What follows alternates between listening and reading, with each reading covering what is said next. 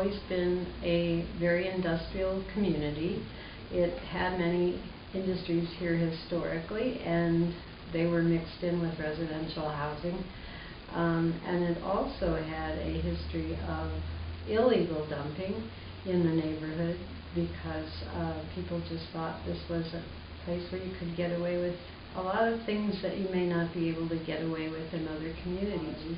Starting in about 78 and 79, there were a series of very high-profile explosions around the neighborhood, in the neighborhood. There were also huge issues with horrible air quality.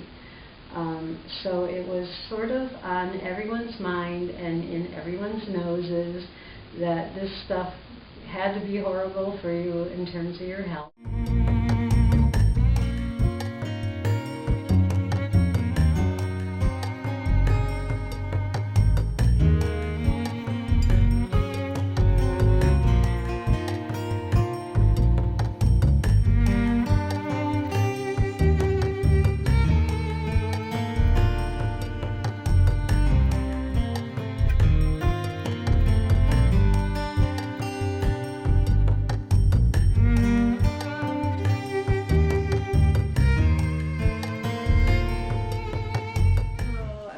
That environmental justice really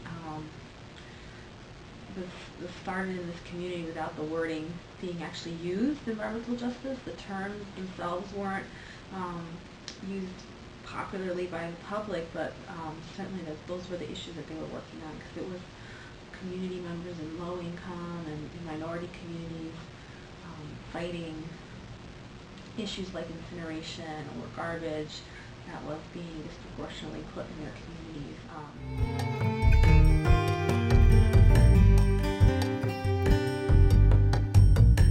I think what's really powerful about the history of environmental justice organizing in this community and many others, but certainly in this community, when you look across the decades of battles and struggles that residents have fought, is the overarching theme of organizing and grassroots power, and really that people with very little resources, very little education,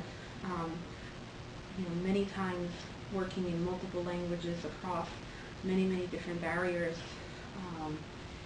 came together and built power from that and built their own power.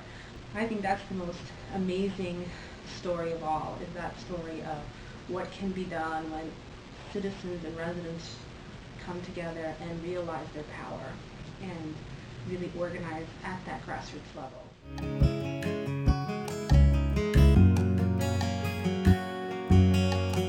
So what we want to do at the archive is to tell the story of that organizing and that successful work.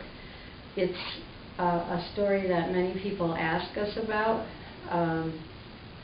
and we feel that it should be, if possible, made accessible so that people can find out what happened, because it's truly a wonderful story of a community unifying across language barriers to really work on stopping dangers to health.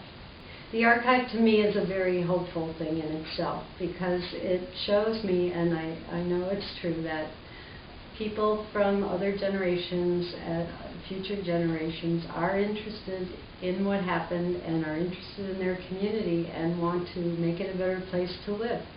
So I expect that people will be touching base with the archive and then touching base with the action, and that this will help us to continue the still ongoing work of environmental justice in this community.